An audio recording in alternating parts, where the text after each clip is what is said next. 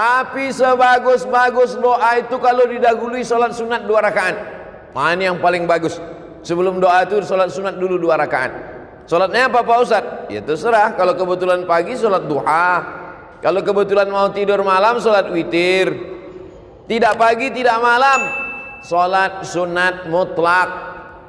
Kalau terikat dengan sesuatu, sholat sunat masuk masjid, sholat sunat tahiyatul masjid, sholat sunat malam, sholat sunat tahajud.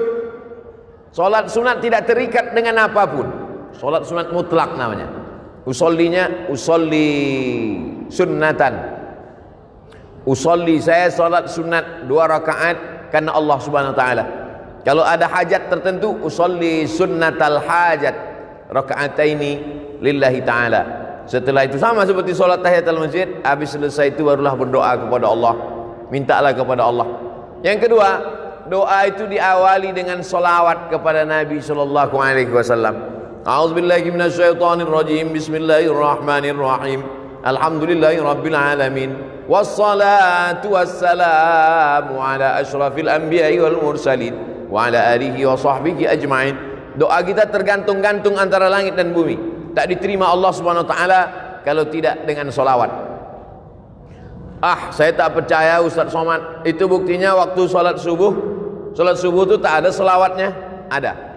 Allahumma hdina fi man hadait, wa afina fi man afait, wa tawallana fi man tawallait, wa barik lana fi ma atait, wa qina bi rahmatika syarra ma qadait, fa innaka taqdi wa la yuqda alaik, wa innahu la yadhillu ma walait, wa la ya'izzu man adait, tabarakta rabbana wa ta'alait, falakal hamdu ala ma qadait, nastaghfiruka wa natubu ilaik. Tetap di ujungnya ditutup dengan wa sallallahu ala sayyidina Muhammadin nabil ummi wa ala alihi wa sahbihi wa baraka wa sallam. Masjid doa subuhnya pakai kunut. Yang pakai kunut bagus, yang enggak pakai kunut pun bagus. Yang tak bagus yang tak salat subuh. Tak usah dipermasalahkan. Saya tadi sekedar nanya supaya contoh yang saya kasih itu connect.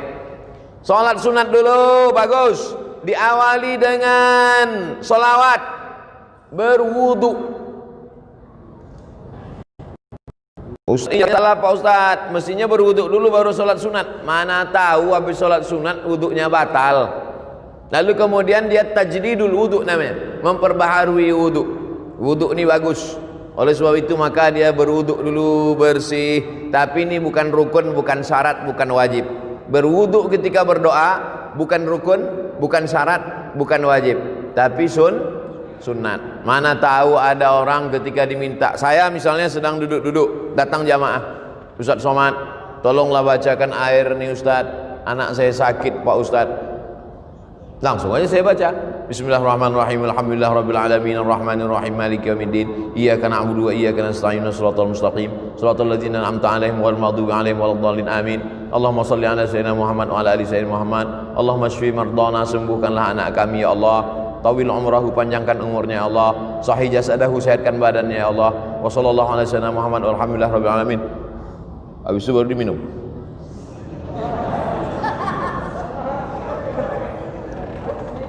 Apakah mesti berwuduk dulu saya? Kalau berwuduk bagus. Andai tidak berwuduk pun tidak, sebab tidak menyebabkan jadi batal. Karena dia bukan sholat. Nah, ini yang ketiga. Sholat sunat dulu, bagus. Dengan sholawat, memang disyaratkan. Berwuduk, afdal. Yang keempat, menghadap kiblat. Saya jadi imam sholat. Selesai sholat, assalamualaikum warahmatullahi. Assalamualaikum warahmatullah. Miring saya ke kanan. Mohon maaf Pak. Kefal Syekh. Tamam. Kuis. Miring saya ke kanan. Kenapa imam itu kalau selesai sholat dia miring ke kanan? Karena makmum di belakang minta barokah sebelah kanan. Ya Rasulullah, kasihlah kami barokah sebelah kanan. Maka Nabi miring ke kanan. Tapi ada juga imam yang selesai sholat menghadap ke jamaah.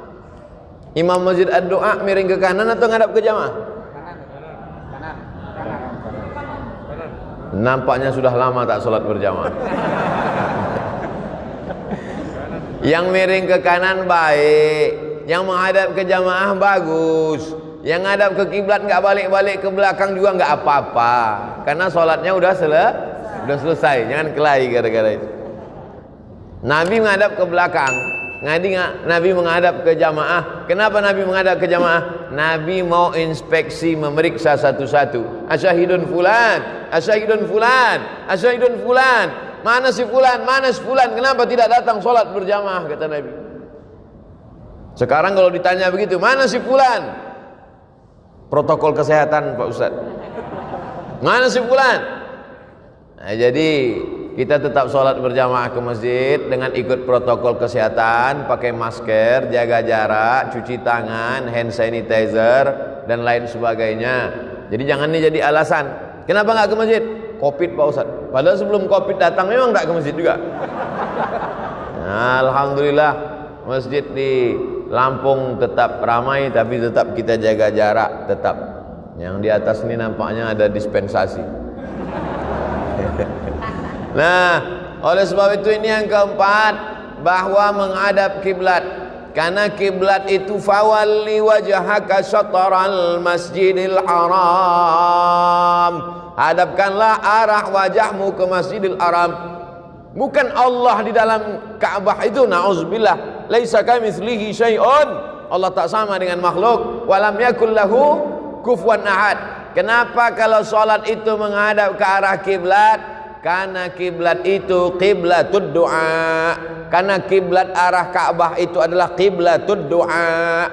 Kiblatnya doa ke sana, maka kita berdoa ke sana. Tapi nanti kalau ada ustadz yang berdoa selesai acara, berikut ini mari kita aminkan doa yang akan dipandu oleh Al-Mukarram ustadz. Ustadznya menghadap ke jamaah. Bukan rukun, bukan syarat, bukan wajib. Kan nggak mungkin nanti saya baca doa, jamaah sekalian menghadap. Tapi kalau dia menghadap kiblat, baik juga, baik, afdal. Tapi andai dia menghadap jamaah, bukan rukun, bukan syarat, bukan wajib. Kita berbicara tentang afdal berdoa. Yang kelima, kalau kita berdoa sendiri diaminkan oleh orang lain, maka yang berdoa diaminkan itu lebih afdal.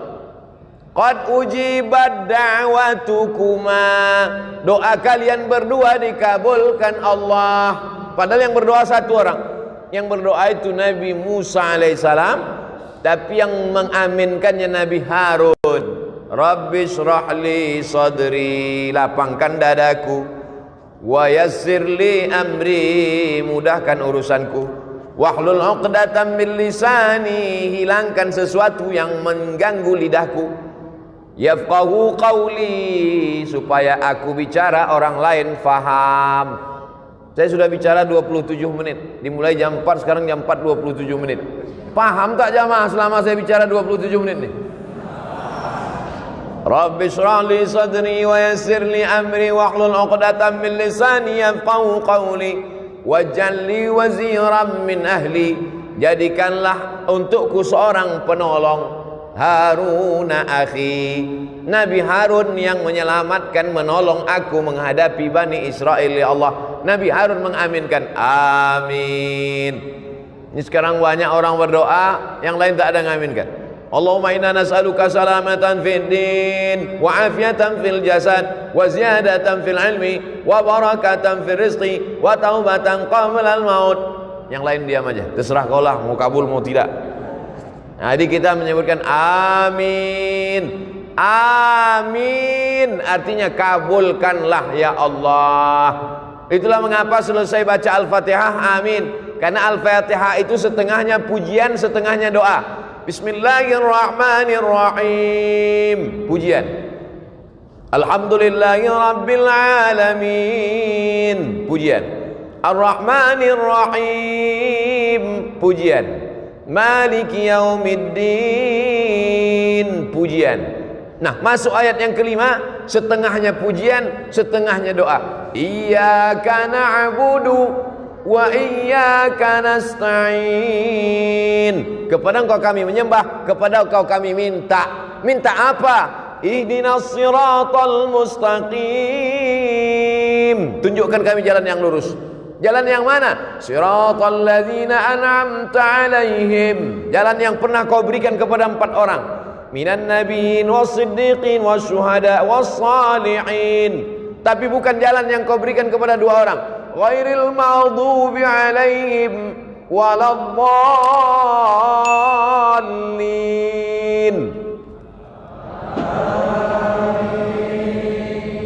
Masya Allah. Saya sangka tadi karena pakai masker nggak bersuara lagi. Ternyata masih bersuara. Amin. Arti amin, istajib ya Allah. Kabulkanlah doa kami ya Allah. Makanya kalau ada orang berdoa itu kita katakan amin. Yang keenam, dianjurkan sebelum berdoa itu puji-pujian. Memuji dulu. Ya Rabbana lakal hamdu kama yanbaghi li jalali wajhikal karimi wa 'azimi sultanik. Ya Rahmanu ya Rahim ya Malik ya Quddus ya Salam ya Mu'min ya Muhaimin ya Aziz ya Jabbar ya Mutakabbir ya Khaliq ya Ba'iri ya Musawwir ya Ghaffar ya Qahar ya Wahhab ya Razzaq ya Fattah ya Alim ya Dzal Jalali wal Ikram ya Fa'alul lima yurid ya man qada amran innama yaqulu lahu kun fayakun ya Malikal Mulki. Itu semua adalah puji-pujian. Walillahil asmaul husna. Allah punya nama yang baik-baik. Fad'uhu biha. Berdoalah kepada Allah dengan menyebut nama-namanya itu. Ya Rahman, Ya Rahim, Ya Malik, Ya Qudus, Ya Salam. Di ujung-ujung Ya Ahad, Ya Somad. Ada nama Allah. Qul huwallahu ahad, Allahus Somad. Itu mesti saya sebutkan. Tak mungkin tak saya sebutkan kan? Lalu kemudian setelah itu barulah minta kepada Allah. Makanya kadang Pak Kiai berdoa itu lama sekali. Menyampaikan puji-pujian dulu kepada Allah. Karena pujian itu bukan punya kita. Jangan mau dipuji-puji gila pujian. Ijabul mar'i binafsihi unwanu dha'fi aqlihi. Orang yang suka dipuji-puji itu menunjukkan akalnya lemah. Kalau ada orang suka dipuji-puji, itu akalnya lemah. Sejak Bapak Kades menjadi Kades, desa ini menjadi desa. Apa ini muji-muji? Oleh sebab itu jangan mau gila dipuji-puji. Cukup yang memuji itu hanya Allah Subhanahu wa ta'ala. Makanya Nabi Muhammad SAW itu tak pernah memuji dirinya. Nabi menyiapkan pasir. Kata Nabi, siapa yang memuji-muji kamu melebihi melampaui batas, fahsuwa ala wujuhimit turab. Lemparkan pasir itu ke wajahnya. Kalau ada yang suka muji-muji, siapkan pasir. Begitu dia muji. Kenapa? Karena itu berarti salah satu jebakan-jebakan setan. Oleh sebab itu jangan gila pujian. Makanya di dalam Fatihah itu kita pujiannya hanya milik Allah. Alhamdulillahi Rabbil Alamin.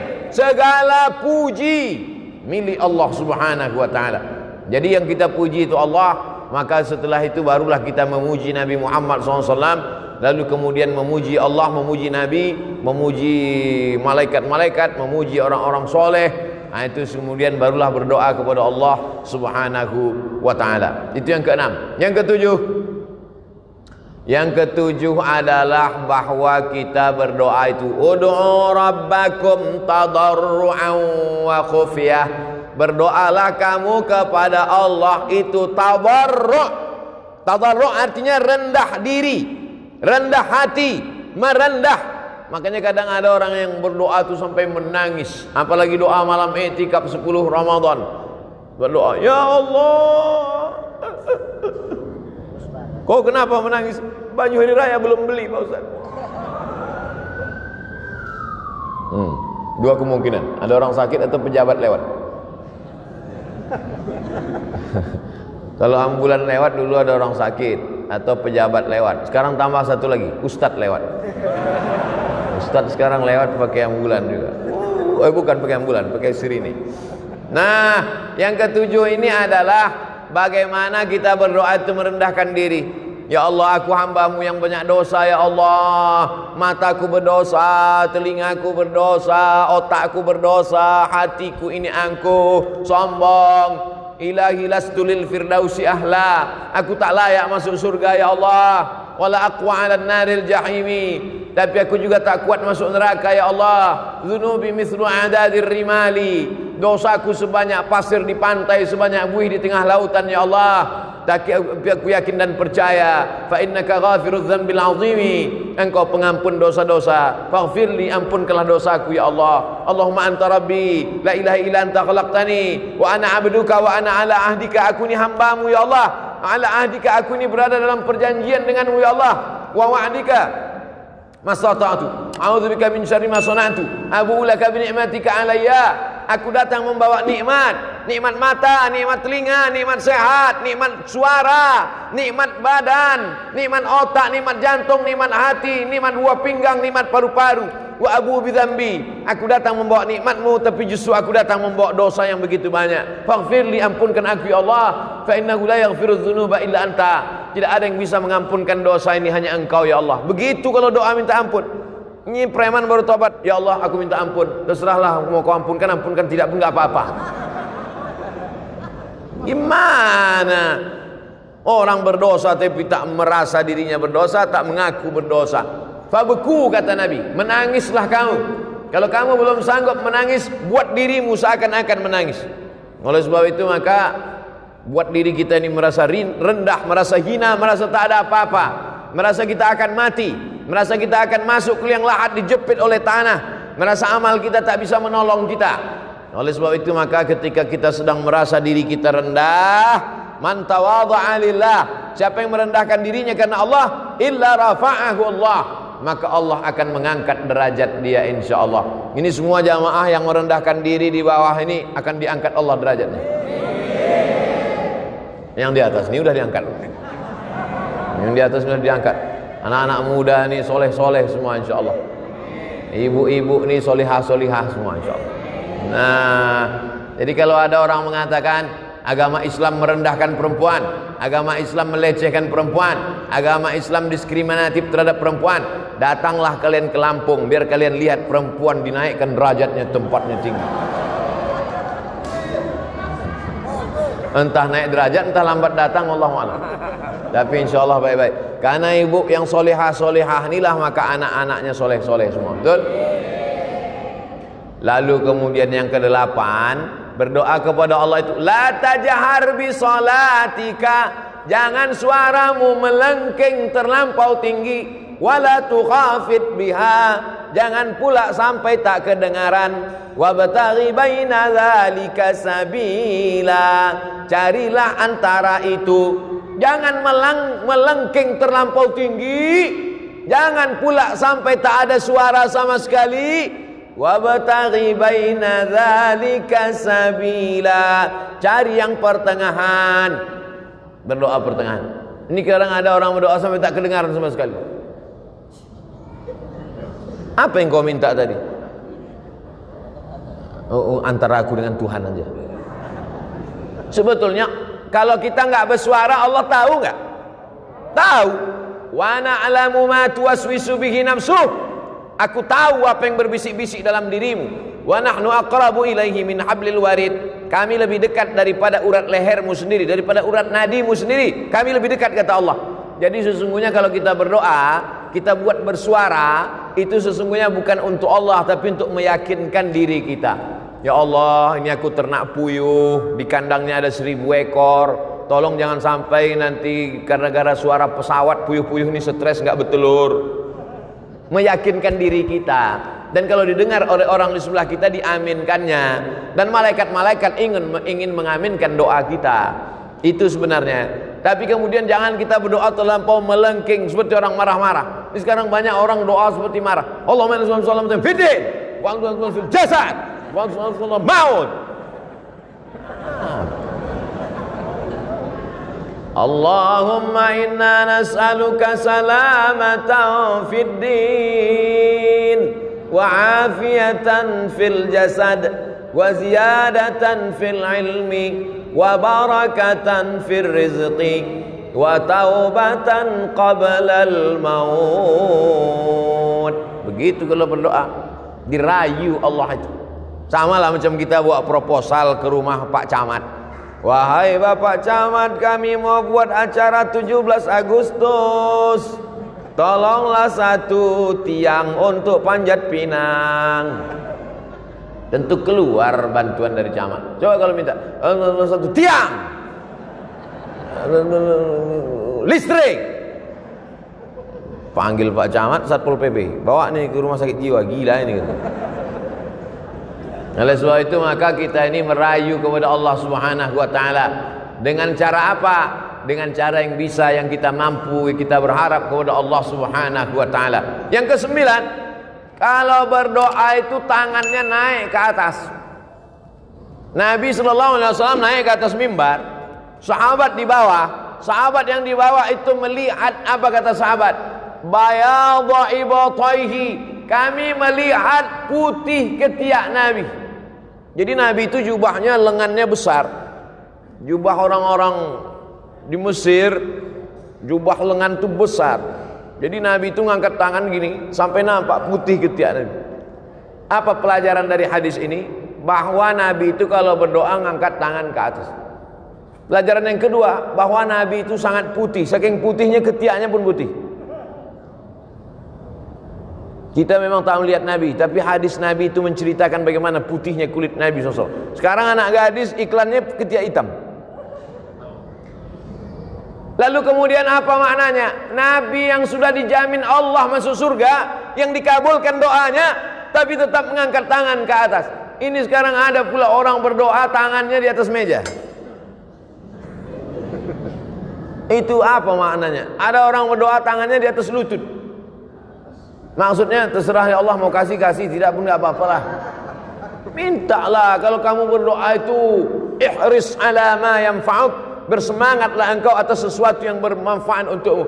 Makanya kadang kalau kita tengok para habaib waktu malam, sallallahu ala Muhammad marhaba, sallallahu alaihi wasallam marhaba.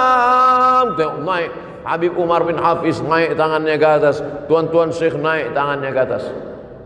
Oh, kalau begitu Allah itu di atas, Pak Ustaz. Nah, Allah munazzahun 'anil jihatis sit. Allah suci dari 6 arah. Tidak di depan, tidak di belakang, tidak di kanan, tidak di kiri, tidak di atas, tidak di bawah. Karena Allah suci dari tempat. Allah sudah ada sebelum tempat itu ada. Maka ketika dia menciptakan tempat, dia tidak mengambil tempat. Karena kalau dia menciptakan tempat lalu dia mengambil tempat, berarti dia berubah sebelum ada tempat dengan setelah ada tempat. Kalau dia berubah, berarti dia keluar dari sifat qadimnya. Allah itu lawan dari sifat qadim, mukhalafatul lil hawadis. Wujud, qidam, baqa, mukhalafatul lil hawadis. Allah sudah ada sebelum tempat itu ada. Maka kalau dia mengambil tempat setelah tempat ada, berarti dia berubah sebelum tempat itu ada. Berarti dia berpindah. Kalau berpindah bukan Allah. Laisa kamitslihi syai'un. Mesti dimatangkan sifat 20-nya lagi. Wujud, qidam, baqa, mukhalafatul hawadis, qiyamuhu bi nafsihi, wahdaniyah, qudrat, iradat, ilmun, hayat, sama', basar, kalam. Oleh sebab itu maka tauhidnya mesti kuat kepada Allah Subhanahu wa taala, maka dia mengangkat tangan. Cara mengangkat tangan ketika berdoa, yang pertama, telapak tangannya menghadap ke langit. Yang kedua, telapak tangannya menghadap ke wajah. Yang ketiga, telapak tangannya menghadap ke tanah. Kapan itu? Waktu doa tolak bala. Allahumma dafa'anna al-ghala wal waba wal fasha wal riba wal zina wal munkar. Jauhkanlah Lampung dari malapetaka, bencana, riba, zina, narkoba, LGBT, perbuatan keji dan mungkar, bil khusus wabah COVID-19. Jauhkanlah Lampung dari wabah COVID-19, COVID-20, COVID-21 dan COVID seterusnya. Pertama, telapak tangan ke atas. Kedua, telapak tangan ke wajah. Ketiga, telapak tangan ke tanah atau ke depan ketika doa tolak bala. Yang keempat, ketika selesai doa, walam yaruddahuma hatta yamsaha bihima wajhahu. Nabi tidak pernah menurunkan tangannya sebelum mengusap wajahnya, mengusap telapak tangannya ke wajah.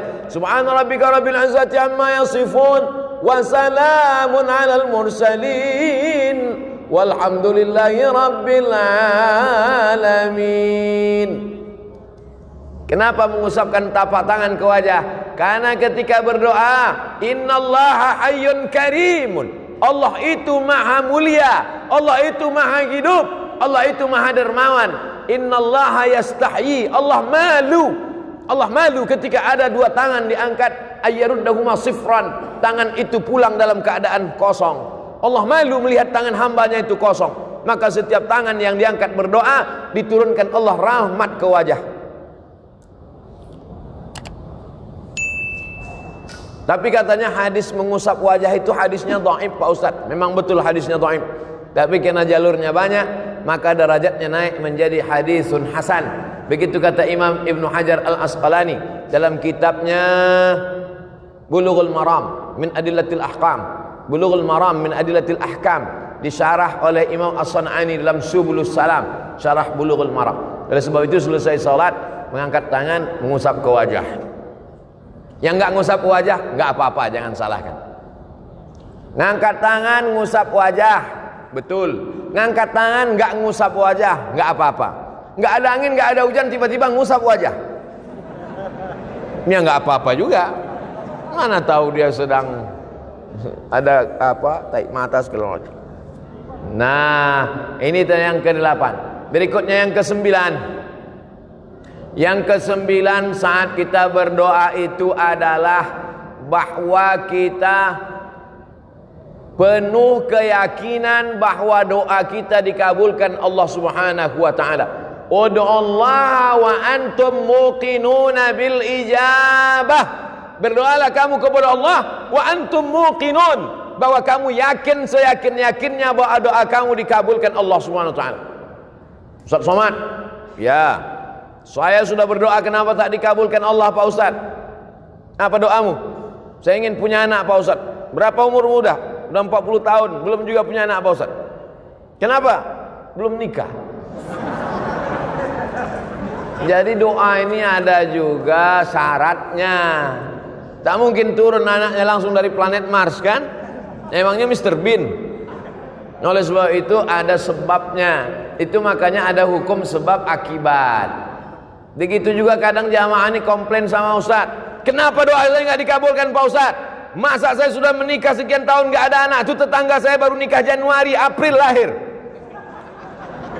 Itu bukan doa terkabul, kecelakaan. Mandi di kolam renang. Oleh sebab itu ada juga sebab akibatnya. Ustaz Somad, ini doa saya kenapa belum dikabulkan juga? Semuanya komplain ke saya. Doanya tak dikabulkan, marahnya ke saya. Nabi Musa alaihissalam berdoa 40 tahun baru dikabulkan Allah.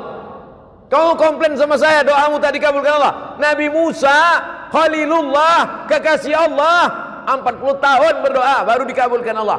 Nabi Ibrahim kekasih Allah, Khalilullah. Nabi Musa Kalimullah, Nabi Ibrahim Khalilullah, kekasih Allah. Berapa lama dia berdoa?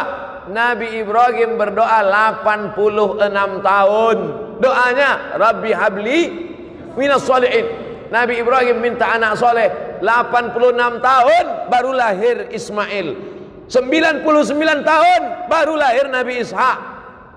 Nabi Muhammad SAW berdoa minta pindah arah kiblat. Dulu arah kiblat itu ke Baitul Maqdis. 18 bulan, 17 bulan, 18 bulan baru turun ayat fawalli wajhaka syatral masjidil haram.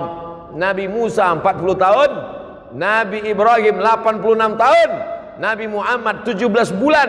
Kau berdoa kapan? Baru 2 hari yang lalu Pak Ustaz. Memangnya kau siapa? Jadi kita ini belum ada apa-apanya. Oleh sebab itu tetaplah terus berdoa kepada Allah. Sama macam anak minta pisau. Mama minta pisau, minta pisau, minta pisau. Ibu kasih apa enggak, Bu? Kenapa tidak kasih? Anak umur 5 tahun dikasih pisau, habis gorden-gorden dipotongnya. Untung tak bapak tuh dipotongnya. Kau belum dapat layak, belum cukup umur kau untuk dapat itu.